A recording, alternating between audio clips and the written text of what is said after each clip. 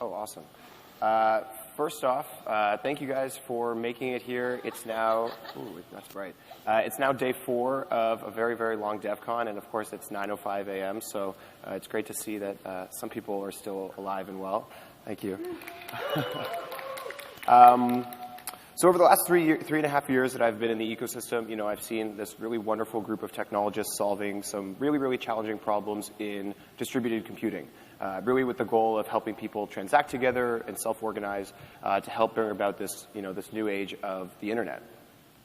However, in the process, I think we've kind of gotten lost a little bit. We've focused so much on the technology that we're building that, you know, we stopped starting to think about who are we solving, whose problems are we really solving to begin with.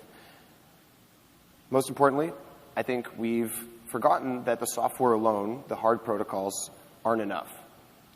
What matters at least as much is human behavior, the soft protocols, and the culture that shapes the way that they act. So today I'm going to share a thesis that I've been developing over the last 8 months after looking what's worked, what hasn't in Bitcoin, in Ethereum, and in the plurality of shitcoins we now see around us in our ecosystem. I'm going to share the 3 main steps that I think are required to accomplish successful tokenized community building by telling you the story of how Bitcoin became this massive, massive global phenomenon we now see around us that isn't really going anywhere. If you can build a token, and if you can build a culture around that token, then you can change the world. So to begin, I'm going to bring us back to 2008 with the original launch of Satoshi's white paper.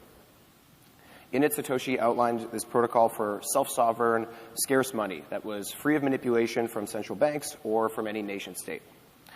Now, at the time, of course, this goal seemed pretty outlandish. You know, people had been living with fiat currencies that were printed by large institutions for such a long time that they'd kind of forgotten that anybody could create their own money if they wanted to. All that really mattered was that they could convince other people of its legitimacy. Now, a number of values were really interestingly embedded within that protocol that Satoshi launched. For example, Satoshi's view on the importance of scarce assets, which we see with the 21 million hard cap on Bitcoin issuance, or the importance of decentralization, which he implies directly in the first line of the white paper with regards to peer-to-peer money transmission free of central bank or financial institution intermediaries. Some of Satoshi's values were implicitly stated in his actions as well. Satoshi embedded a news article about the chancellor in the Genesis block, again signaling some of the motivations behind what might have brought him to build the network. Or also his pseudonymity, signaling the fact that sometimes important work does have to happen from the shadows. It can't always happen in the light.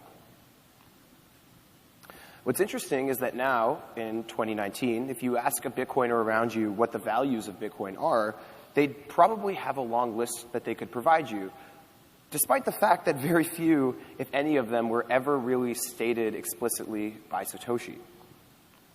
Satoshi did a good job of embedding his values within the protocol without ever making them too explicit.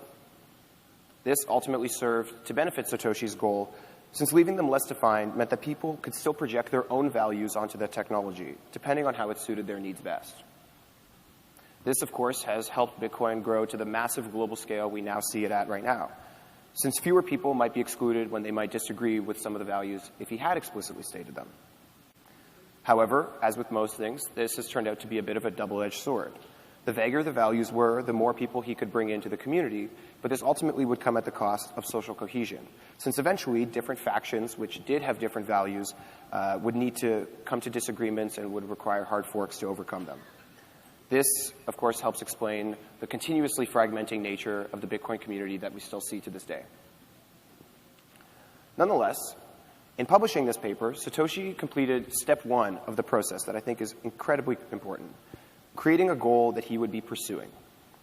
He stated a set of values, some explicitly, most implicitly, which have come to define the Bitcoin space.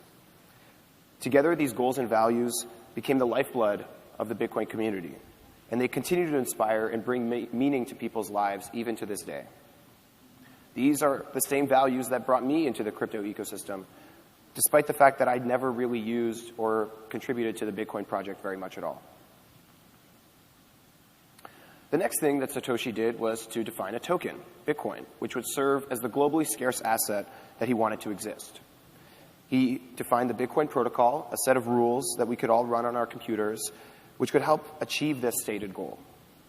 The protocol included a dispersal mechanism, mining, which rewarded individuals and the collective community for achieving their goal of having a payment network and ledger through the magic of Nakamoto consensus. This was step 2 of the process, whereby Satoshi created a focal point, which embodied the goals and values that he wanted to achieve. Now, I'm going to take a moment here and define what I refer to as focal point, which is a little bit different than the way it's usually used in the real world, but similar to the word Schelling point, which we actually use fairly commonly in the game theory space. A focal point is something that acts as a fulcrum around which people can organize. All great movements have focal points, whether it's a person, a place, a symbol, an object, an event, a set of words, or all of the above. A good focal point is something that draws people in. It gives them an example that they can look to when they want to see how the community manifests itself in the real world. My favorite example of a focal point is the disco ball at a party, which usually marks the center of a dance floor. Now, if we bring it back to Satoshi, the disco ball was Bitcoin, and the underlying protocol was the dance floor, the substrate upon which people could actually use the solution to do the activity that the community originally set out to exist. By creating these two things, he turned this theoretical idea into something defined, something practical, something which existed in the real world, something that people could hold on to. Having money that was free of central bank control was now possible. In publishing his paper, Satoshi seems to have hit the sweet spot around the hardness of his focal points, which are just solid enough for people to grasp onto and be drawn towards, but still vague enough that people could project their own values into it as they saw fit. If one believed that the protocol could help them achieve some goal, which of course is still different depending on who you ask, then they could purchase the token and or run the protocol to the benefit of both themselves, Satoshi, and the broader community. What was really happening, whether intentionally or not, was that Satoshi was creating a culture. Culture is defined by the ideas, social behaviors, and customs of a particular group. It's incredibly important that the early members of a given community actually act in accordance with the values that they espouse. It isn't just enough to talk the talk. For example, by removing himself at the earliest possible moment, Satoshi made sure that his actions embodied the core value of decentralization that's so critical to the existence of Bitcoin.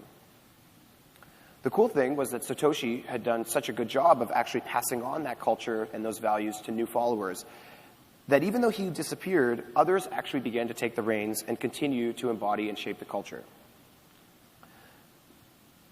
First, we saw people like Gavin Andresen and Andreas Antonopoulos who continued to lead the development of the core protocol and the cultural movement around the token. We had companies like BitPay and Coinbase which popped up, whose express mission it was to bring Bitcoin to the masses. You had forums like Bitcoin Talk, events like the North American Bitcoin Conference, meetups like Satoshi Square, which created spaces for people to congregate, to share ideas, to feel human connections with others who shared their goals and values. Events like those continue to be critical focal points for the creation of any culture, as I'm sure many of you guys sitting in the audience can understand after the last 3 days we've had at this wonderful event. Now, when we think of onboarding new users for Bitcoin in the mainstream culture, there was a pretty big one in the last decade. Thanks to the Silk Road, you had this great path to onboard new users. If anybody wanted to buy drugs in the 2010s, the easiest way usually was using Bitcoin. In this way, even if you didn't care at all about decentralization, self-sovereign money, or any of the rest of the goals and values, you could still make use of what was being built as a third-party observer and consumer. A similar avenue existed for those in the finance industry who saw an opportunity for this massive, massive wealth creation by trading Bitcoin. Again, this created a new entry point for people to be drawn in and discover what the community was all about. Importantly, some of those people who were brought in would stay around long after their original motivations had faded away. These were the people who cared the most about the movement at its core. Of course, this often happened in waves. The bull would bring in lots of new people, and then the bear would take many of them out. However, the cool thing is that just like waves crashing on the beach, which pull back the dust and the silt, leaving behind only the heaviest of stones, the most passionate people, the ones with whom the values resonated the most, have still stuck around. That's why The most prominent people we meet in the crypto ecosystem are often the ones that have been around the longest. They're just the ones who've stood the test of time, while their peers have either decided to take profits or realized they simply didn't care enough to continue devoting their lives to the movement we're all in. This was step 3 of the process, and in my opinion, the most important of them all: building a culture. It's important because it accomplishes 2 main things. Number 1 is it brings in new people to the ecosystem, and number 2 is that it brings in new money. Now, bringing in people to an ecosystem is obvious, and fairly self-evident. If you can inspire people with what's possible, then there'll be more people willing to complete tasks in exchange for the token in question, such as running a Bitcoin miner in 2009 when the tokens really weren't worth that much. Similarly, you'll have people who are willing to perpetuate the culture, yelling, "Buy Bitcoin," at anyone who's willing to listen. By bringing people in, you'll also have people who see value in what's built, who are willing to actually use the solutions that we're creating.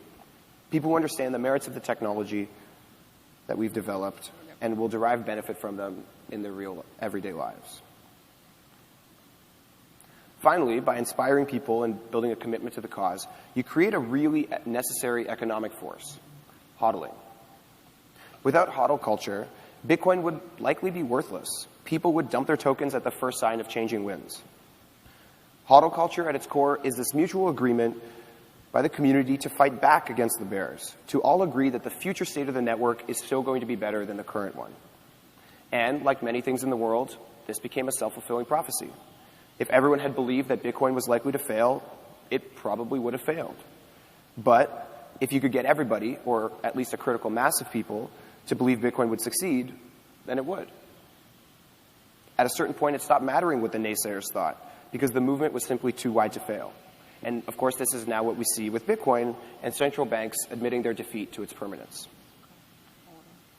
Next, it's important, I think, to talk about the relevance of bringing in external money to the ecosystem and highlight the unpopular opinion that traders are actually incredibly important to what we're building. While it's all very well and good to have a token and great to have people willing to earn it while completing tasks, ultimately it doesn't really matter unless the tokens are worth something. Eventually, people do still need to cash out and pay for their power bills and their rent. Unless our community can be entirely vertically integrated, all the way down to the bread we put on our tables and the rent we put and the roofs we put over our heads, people eventually still need to spend money outside of the ecosystem. This is basic macroeconomics. The money flowing out can't be bigger than the money flowing in. Sometimes the money flowing in will be for altruistic reasons, like donations. Sometimes it'll be because people need to buy a token to get utility out of the network. And sometimes it's simply that people have faith in that what they're doing might eventually be in their best interest. However, most of the time, people just want to turn $2 into $3. And in my opinion, that's okay, because their speculation is still necessary while we figure out how to correctly create and capture value. So to recap, these are the 3 key steps to building a tokenized community. Number 1, choose a set of goals and values and state them explicitly so that they can attract people who align with the mission, making sure that the actions of the early members embody those values. Number 2, create a token and a protocol which embody that mission and effectively reward the activities which help the community achieve its goals. And number 3, and in my opinion, most importantly, create a culture which perpetuates itself, infecting the minds of people around the world by capturing their hearts and inspiring them with change. So, this might seem like a done deal, right? The playbook's already written, we can all pack up and go home, right? Unfortunately, as we can fairly self-evidently recognize, there are parts of this which remain very much unsolved. For instance, look at Bitcoin's token dispersal mechanism.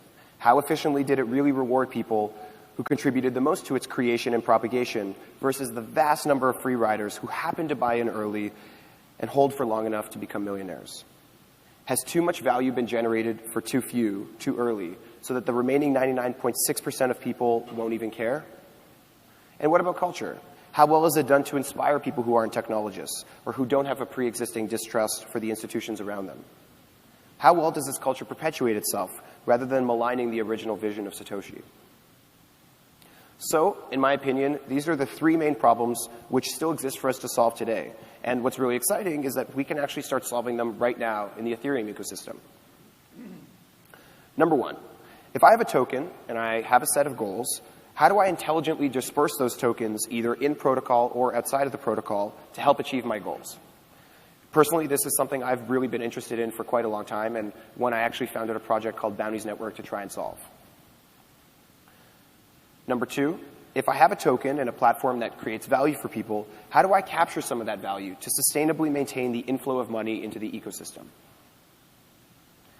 And number three, if I have a set of goals and values, how do I intentionally create a culture that embodies them, that draws in as many people as possible without sacrificing the necessary social cohesion?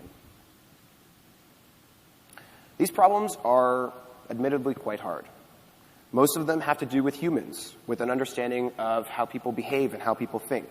These are sociological problems. They're not technological problems. And while this might worry some, thankfully we have events like this one, which bring us together and help us build a culture. And so we're increasingly seeing that developers in our ecosystem are waking up to the fact that they don't have all the answers, that the hard protocols are only half the story, that scalability doesn't matter if we don't have users, and that the soft protocol developers are still needed to aid our mission if we're going to make crypto the global phenomenon that we want it to be.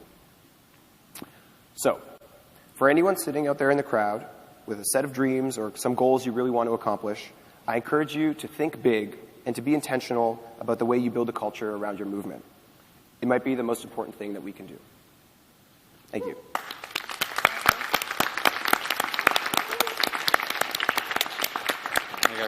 Finally, one of the values that I think is really important is giving people credit and attribution when they help. There's a long list of people here I'm going to go through who actually, without whom this talk wouldn't have been possible. Joe Lubin, Jesse Grushak, Andy Tudhope, Simona and Corwin, my teammates and co-founders, Vivek Singh, Joe Bender, Eva Beylin, of course my mom, and many, many more who helped me actually come up with many of the ideas that are in this talk. Many of the actions that I'm talking about weren't mine. And I think there's a lot of other much smarter people in our community who already know that this is the case. But with that, I think I have 2.5 minutes, so if anybody has any questions, I think there's a mic in the middle of the room. Otherwise, I'll be around to chat about this at length. No questions. Cool. Thanks, guys.